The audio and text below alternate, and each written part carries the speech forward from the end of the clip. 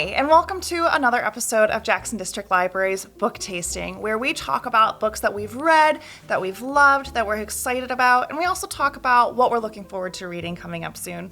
My name is Carly Pampooch. I'm the branch manager for the Eastern Branch at Jackson District Library, and we are in the beautiful renovated Brooklyn branch today. And I am Christina Stuck, branch manager of the Springer Harbor and Parma branches. And this is my son, Theo. Welcome, Theo. I go first? Well, we're gonna ask talk you about who you are and stuff. Oh, who I am. You probably already know, but my name's Theo Stuck. I'm 12 years old. Don't really know what else to say. I don't. Well, what's your favorite football team? My college is Penn State, and my NFL is Los Angeles Chargers. The only football team I know is the Lions. Well, you know the Chiefs. Was it the Kansas City? Yeah, because I went to that uh-huh. Super Bowl. Yeah. Well, I didn't go there, but where I they watched lost. Hey. What kind of books do you like to read, Theo? I like to read sort of thriller, graphic novels, like thriller comedy. I know it's not really a good pair, but I do like to read those. Maybe when you grow up, you can write a thriller comedy. So I just wanted to talk about really quickly some of the things that I've read. I don't have a lot of physical books to hold up and show you today because one of them, even though it came out last year, it is still very popular and the wait list is still very long. So once I was done with it, I had to send it on. And the other book is an ILL item, so that's interlibrary loan that I got from another library here in Michigan, and that had to be returned as well. The first book that I wanted to talk about today that I absolutely loved is called Written in Bone by Sue Black. It is a nonfiction. Sue Black is a forensic anthropologist. What she does is she studies bones. She studies human bones. The book itself is an exploration of the human body and bones, starting at the top with your head and moving all the way down to your feet. It's a really quiet, poetic, lovely book. There is some true crime elements in it, but it's not necessarily true crime. The whole thing is about how your bones tell a story of you. There's information about you, the person, that can be found from your bones. And she talks about like your clavicle, your collarbone, is the very first bone that starts forming in utero. And it's also the very last bone that stops growing as you age. Not counting the ones that like calcify like in your spine. There's like other processes, but as far as like a growing bone that caps, it's the last one that stops. So it's your first bone and it's your last bone. Just from a clavicle, she can tell about lifestyle, size approximately, potentially gender or sex. It can tell so much information about a person just from one bone. The book is divided into body sections, and then each chapter is a bone or a bone type from that section of the body. And then she connects that to a story from her career as a forensic anthropologist. It is very compelling, but it's also kind of quiet. I couldn't put it down, but it's not like a thriller, you know, it was very much considering what people leave behind and other people's lives and how she gets to know these people after their deaths. And I just thought it was so beautiful and so interesting. The other one that I read that Jackson District Library has, and again, the wait list on this is so long, is Liz Moore's God of the Woods, a summer camp 1970s horror. And I was thinking like eldritch horror, let's go. Yeah. It's not eldritch horror, it's a murder mystery, but it's still really good and I couldn't put it down. A lot of people didn't like it for the pacing. It's really long and it kind of takes a while to build. You've got the point of view from one of the campers, a point of view from one of the counselors, the mom of the missing children. I think there's like 8 total point of views. And the chapters are kind of short, but each chapter is kind of its own cliffhanger and then it jumps to another perspective. So there are a lot of readers, if you read reviews, that didn't like that, but I thought it built tension really, really well. In 1975, towards the end of this summer camp, Barbara Van Laar, the daughter of the owners of the summer camp, this very wealthy family that owns all of this property in New England, goes missing. It starts with the camp counselor looking at her bed, counting the campers in the cabin first thing in the morning, and one bunk is empty, and it's Barbara's. Barbara's older brother, Bear, who Barbara never met because this happened before she was born, he also went missing on the property 16 years before. It's this fascinating exploration of like class, because you have all of these wealthy families that send their kids to this really wealthy summer camp, and then you have all the staff that work the summer camp that are all the locals. The main storyline, the Barbara Van Laar storyline, takes place in 1975, but you get flashbacks all the way back to the 50s to her parents and her older brother and some of the other staff that live on the property. The wait list is warranted, I think. And then the last book that I read that I really enjoyed, and I can't believe I slept on this one for so long. This book came out years ago and it was hugely popular, and I was like, I'll get to it. Yeah. So this is The 10,000 Doors of January by Alix E. Harrow. It is a portal fantasy. These doors are all over and they lead to other dimensions and other places. The funniest thing about it is that cats exist in every single dimension, and it's probably because cats are really good at slipping through doors. There are jungle planets and ocean planets and highly advanced tech planets, primitive planets with no like sentient beings but lots of life. This takes place in the early 1900s, so it's a historical fantasy. Yeah. What's that called? Like a gaslight fantasy, almost.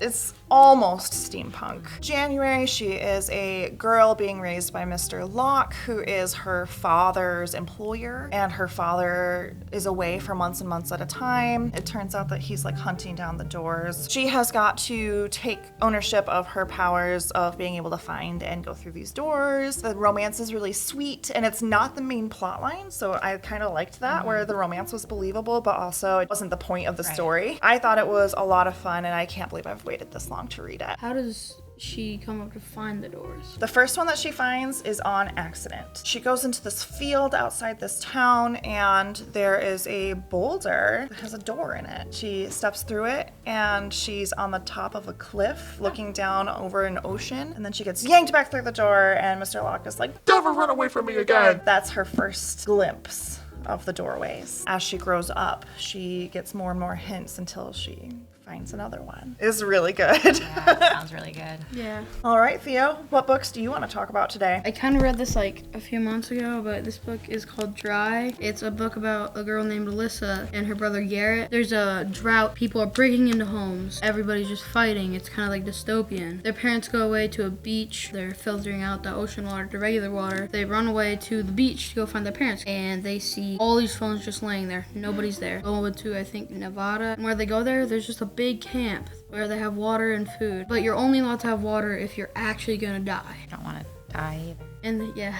and they were out of gas, and they don't know how to put gas from a car into another car. How to siphon it. It was the bug something. It's like a plan they do whenever something big happens. Like bug out?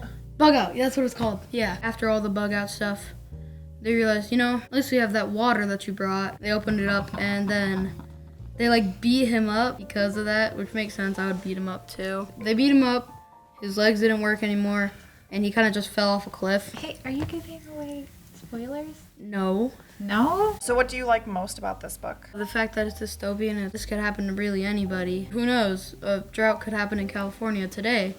Nobody will know. It's called cli-fi, climate science fiction, and that's kind of a big thing right now. Actually, one of the books that I want to read is a cli-fi. I'm reading this, but I'm almost done with it. This is Cujo by Stephen King. This is a book about a rabid dog. Am I allowed to give away the story of how he became rabid? Just give like a short little summary. Okay. He kills a bunch of people. There's all these different side stories. The wife is having an affair. The guy finds it out. They own a cereal company, and basically their cereal had a disease. What? That sounds gross. And they Cereal have has a to. disease? Yes. You eat it and... You have a bunch of red diarrhea. So they need to go to Chicago to figure all that out. You would think so. Like, we gotta get to Chicago stat. I haven't really gotten to the end of that part because they're mostly just focusing on Cujo right now. The guy that owns the dog, Joe Camber, he figures it out. He's like, and he kind of just like passes out on the floor. He passes out because he's so surprised. Yeah. A thing I really liked about this book is it gives the dog's point of view. Oh, cool. And you could tell because all the time it's in italics. You read 2 other Stephen King books that you wanted to talk about. I want to go on to you. Yeah, I want to see what you're talking about. Then I'll talk about the others. Well, we're recording your section now, so. Okay. Misery is about a famous author called Paul Sheldon. Crashes his car crazed nurse named Annie kidnaps him. He doesn't know where he is. He just knows that he's somewhere in Maine. Obviously, it's in Maine. Yeah, obviously. The entire book is about him writing the book Misery Returns. Annie, the crazed nurse, thinks that his series Misery is the best series ever. Misery died in the most recent book, and she gets mad at him because she loves Misery. He gets forced to write a new book, Misery Returns. Sometimes she leaves and sometimes she doesn't come back for like 2 months. He's left there alone with no painkillers. He can't escape because his legs hurt very, very bad after the crash. That sounds like a very tense book. Yeah, it is. The other book that I read, The Girl Who Loved Tom Gordon, the first ever Stephen King book I read. The girl goes on a hike with her mom and her brother. She needs to go to the bathroom. She goes in the forest. Since the mom and the brother were arguing so much, they just leave her there. So she gets stuck in the forest and just talks about how much pain she has. All she has is a Walkman and some food. With the Walkman, she listens to Tom Gordon, her favorite baseball player. That's what helps her, gets her through it. Pet Sematary is a book about a doctor, Lewis Creed, his 2 children, Ellie and Gage, and his wife Rachel. They all move up to Maine. They had a pet. It got killed, sadly, and he buried it up in the pet cemetery. What they didn't know is that the pet cemetery brings the pets back to life. I've never seen the movie because it looked really spooky. I just learned a lot about this book. Church is back alive, which is the cat's name. Lewis buries him. He realized, wait, is that Church out there? He just doesn't seem like himself. Later in the book, Gage dies. Lewis misses Gage so much he goes up and buries him in the pet cemetery. Oh my gosh. Wait, he gets him out of his grave and he moves him to the pet cemetery. And then I can't really say anything else because I'd give up too much. Only one person has ever buried a person there. That guy went crazy. He always just stand there looking like this. The book that I'm reading now, Night Shift, it's just a bunch of short stories. One of the stories that I just finished called The Graveyard Shift. They found this little cellar that's full of rats and a guy has to go in there to go investigate it, and I can't say anything else about it. Stephen King is so scary to me, so I'm really impressed. And he writes big books, right? Those are big door stoppers. Your turn, Mel. Oh, your book. Yes. I waited a very long time in order to get this book. It's called The Mythmakers, The Remarkable Fellowship of C.S. Lewis and J.J.R. Tolkien, and it's by an author-illustrator that I love, John Hendrix. This was a story that I heard about from a podcast that I listened to. She actually interviewed Hendrix about it, and so it piqued my interest. I'm not necessarily a fan of C.S. Lewis or Tolkien, but I loved how they set up the stories. The individual biographies as well as their friendship together are told through avatars. And so you can kind of guess who's Lewis's avatar. It is a lion. And Tolkien's is a wizard. They tell you in an omniscient way about their lives and their friendships together. Hendrix takes the time to speak about different types of stories that exist. So there's myths, there's legends, but they do it in a way in which if you don't want to read it, you can just skip over to it. So this is a graphic novel. It's pretty heavy writing-wise. As you can see, there are parts of it that are a little bit more wordier. Both of the men are Christians. Lewis comes to his faith later on in life. I just loved their point that God created, and so man is made to create as well. And I just love that affirmation of the arts, that we are meant to create. The next book I got recommended by a local bookseller. We live in Charlotte, and there's a cozy corner bookshop. I asked her for a recommendation. You bought it? And I bought this book, yes. You didn't buy anything for me? No. But she recommended this. I said I wanted a thriller, a mystery, but nothing too gory. So she recommended this one to me. This is an Alice Feeney book, and it's called Beautiful Ugly. It's about an author. His name is Grady, and his wife goes missing, and her name is Abby. Grady has no idea what happens to Abby. Because he's grieving, he can't write. His editor, who strangely enough is the godmother of Abby, is like, hey, an author that used to write for our company passed away has this secluded cabin that you can go to and get back into life and start writing again. So she sends him to this island off Scotland, and he keeps seeing his wife, or somebody who looks like his wife that's there. I do not believe the ending at all. Like when you finally connect all the dots, I think it's very unbelievable, but it is a very enticing read. And I do recommend it. Last one that I've read recently was one that I've actually been looking forward to for a while. This is by J. Ryan Droughts, Saturday Night at the Lakeside Supper Club. And so he writes all of his books that take place in Minnesota. This one is about a family in the 1930s, and they moved to the city of Bear Jaw, Minnesota. The daughter's name is Florence. Florence's mom eventually marries the owner, and Florence is supposed to inherit this supper club, which she wants nothing to do with at all. But then she ends up having a daughter named Mariel who loves the restaurant. And what happens to the supper club at the end? I do not necessarily like the ending of this book at all, but I enjoyed the thought of a legacy. Like, what is your family legacy? The other book I read by him I really enjoyed was The Lager Queen of Minnesota. If you like Midwestern reads. It can be rough when the book itself is so good, and then the ending is like, what? That's like life.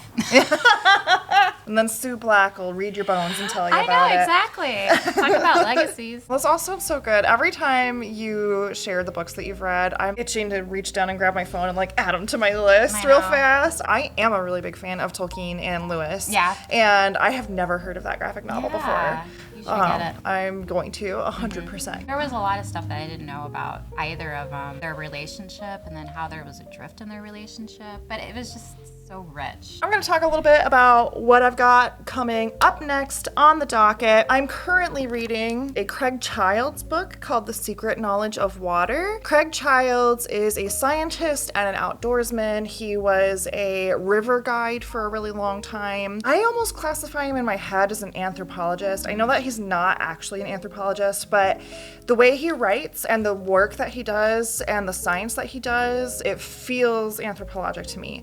So I've read one of his other books before called Atlas of a Lost World. That was his own thought experiments looking at materials that had been left behind by prehistoric peoples on the continent. He lays out several of the theories about how humans came to North America. He talks about his own theories, and he goes to these places and he stands there and he imagines, what if I was this nomadic person? What if I was scoping out a safe place for my family? And so it's very cerebral and very lovely, and he's so poetic. So I needed to pick up another one of his books. This is an ode to water. It's divided into sections that are like water that waits, where he talks about the 1,000 wells. In the sandstone of this plateau, there are these like wells that are naturally hollowed out, and they hold thousands of gallons of water. It's like an egg crate. Like, you look across it and there's just all these different holes. This hole will have different animals living in it than that hole over there, and there's just thousands of them. Right now I'm in Water That Moves. The first chapter in that section is about seeps, where water drips from the stone. And it could take minutes between each drip, but it's still considered a water seep. The aquifers on the south side and the north side of the Grand Canyon are different. They're different water. They're not connected. They're not the same. And so the water on the south side of the Grand Canyon is ancient. It's so old. It's very mineral. It's very acidic. And then the water on the north rim from the aquifer over there is much younger water. It's fresh and it's clear and it's also irradiated. Everything about the desert is water and the lack of water. From the shape of the stones and the plateaus and the mesas and the canyons, there is a kind of shrimp that lives in desert water in the American Southwest. During times of drought, they form what's called a cyst. They like lay an egg that has all the potential to be a living shrimp. It dries out, it turns crystalline, and it can survive hundreds of years of drought in this state. Just add water and you've got yourself a shrimp. The life cycle of this shrimp is only 14 days or whatever. But it can have hundreds of years in between these like states of living. He's like got to take all these measurements and coordinates and what's up? I was just doing this. I don't know why. She had a question. I just saw this. I didn't know what it was. That's So fair. I didn't know what it was. So See kind of a parallel between that one and Dry that you brought to. yeah, Did you have absolutely. your, Camp Zero? And a whole. Yeah, I think I read that at camp. climate and dryness and deserts is kind of a thing right now. I read Holes. You read Holes? Yeah, oh my Holes gosh. is really good. So- And it takes place in Texas. Holes is up next on my Read Harder challenge. It's reread a favorite childhood book. And I loved this book when I was a tween. Stanley Yelnats. He gets falsely accused of this crime, so he's sent to this labor camp that's supposed to build character and straighten those naughty teenagers out. And then it turns out that the owner of the camp is like using the labor of these kids to dig for like treasure. I'm really excited to reread it. I haven't thought about this in decades, and when I saw that prompt for Read Harder, I was like, you know, I think I know what book I want to read. What did you think of it? I thought it was pretty good. Yeah. Have you seen the movie? Yeah, with Shia LaBeouf. I liked the movie. It's been a while since I've seen that too. This is a cli-fi dystopia, kind of like Dry, called Camp Zero by Michelle Min Sterling. And if I'm understanding it correctly, this is in a near future. There's this company that is building a luxury institution up north for like people to go and like ride out some of these climate disasters. Rose is an American, but her mom is a Korean immigrant. So Rose takes a job in exchange for them to house her mother. I'm really excited to read it. It seems like kind of a thriller, kind of a mystery, a cli-fi. I feel like it's got everything that I like, so I'm really excited to read that. The last one that I'm really stoked to read is called The Husbands by Holly Gramazio. This is about a woman who comes home from work one day and her husband greets her. She doesn't have a husband. This apartment that she's living in has a magical attic, and every day it spawns a new husband for her. Gabrielle Zevin really likes it. Yeah, she's my girl. I saw that and I was like, ooh, Christina might want to read it. So yeah, it's the story of this woman who's like figuring out who she is and what she wants out of relationships by living with a different husband every single day that magically spawns out of her attic. It sounds so wild. There's really only one book I want to talk about. Scythe by Neal Shusterman. This is like placed in 2050 and everybody's immortal. It's so perfect, but just make sure we don't overpopulate. The Scythes, these guys kill a few people. The main characters, I don't remember their names, Sacher and Rowan. Both of them have to overcome challenges to be one. There's some like perks for your family, like they become immortal forever. They will never get killed. You'll be respected everywhere. You get stuff for free. If they're nice to you, then maybe you won't glean them. Yeah, you won't glean them. That's what it was. The other books I wanted to read was James Patterson's Shattered. I don't really know what this is about. NYPD mastered homicide investigator Michael Bennett and top FBI abduction specialist Emily Parker have a history. Working case after case, each can predict the other's next move. So when she fails to show at FBI headquarters in Washington, D.C., Bennett risks venturing far outside his